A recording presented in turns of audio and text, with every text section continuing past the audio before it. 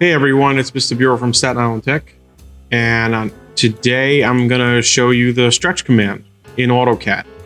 So the figure that I have drawn here, just to show you, it's a series of unconnected objects that just kind of share vertices. So there are no polylines present inside this figure, although that should not matter when performing the stretch command. The stretch command is a modified command. It can be found over here in the modify menu on the ribbon, as well as accessed through the keyboard using the letters STR. Once you activate the stretch command, you're prompted to select objects that you want to stretch. So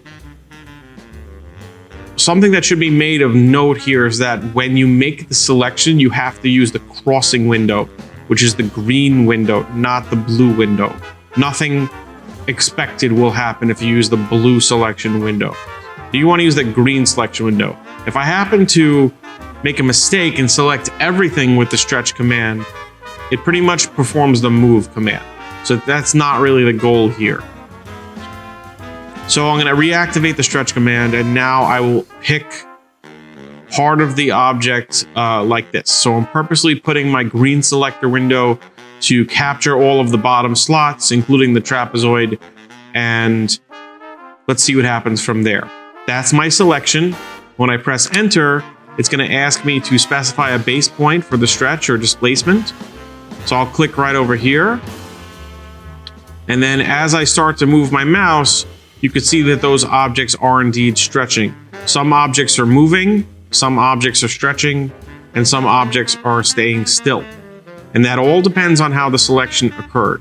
Also, notice that right now I am moving things around with my mouse, but if I wanted to, I could control that a little bit more using ortho. So if I press F8 or select down here and pick ortho, then the movement is locked to horizontal and vertical movement.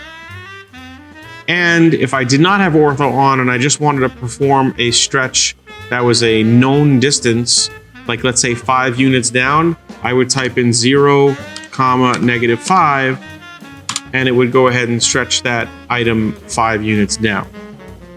Okay, let me undo that. I'm going to reactivate the stretch command.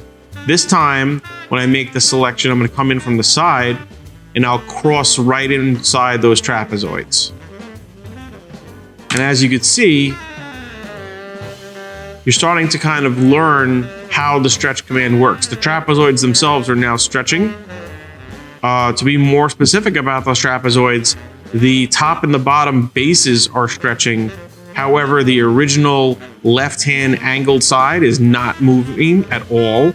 And the original right-hand angled side is moving, but not stretching. So the stretch command appears to have things that are being stretched, some things that are stationary, and again, some things that are in fact moving. So I can go ahead and perform that. I can do it in a very jagged, diagonal way if I want to. The base point really wasn't necessary to get into. I'm going to bring you over here to look at an example that I had preset, where it's kind of like an exercise. Now, these are not real selector windows. I just kind of drew them so they look like selector windows. But I have the same figure 3 different times. One with the green selector crossing through the trapezoids, one with the green selector crossing in between the trapezoids and the circular slot, and one with the green selector crossing through the circular slot. So given these 3 scenarios, I want you to try to predict what would happen here. Like which one would be A, and which one would be B, and which one would be C. So in this one, it seems like the object was stretched in between the trapezoids and the slot. In this one, it was stretched inside the trapezoids, and in this one, it was stretched inside the slot. I think it's pretty easy to tell the difference without me saying much more. Number 1 has the crossing window passing through the trapezoids, so that one would be associated with B.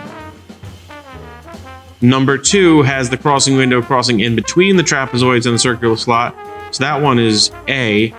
And number 3 has the crossing window crossing in between the inside the circular slot, so that one would be C. So if that was the case, then after you take a look at them,